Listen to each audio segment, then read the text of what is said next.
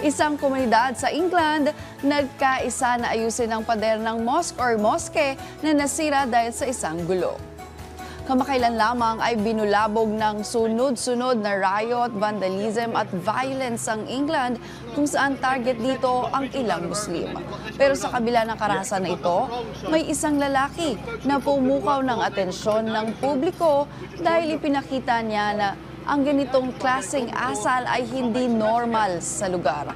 Ang local bricklayer na si Tony Hill ay tinaguri ang legend dahil sa kanyang pagtulong sa komunidad ng Southport na muling itayo ang nasunog na moske dito.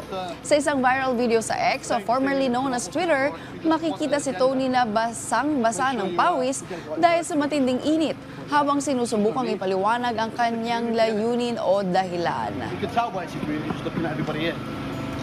Yan, makikita natin no, habang talagang tinatagpi-tagpi niya yung mga kahoy, pinapaliwanag niya. At totoo nga, no, sa kabila or nasa gitna ka ng kaguluhan, may mga tao talagang mabubuti pa rin ang puso. Sabi nga ng salita natin kaninang umaga, dalisay ang puso.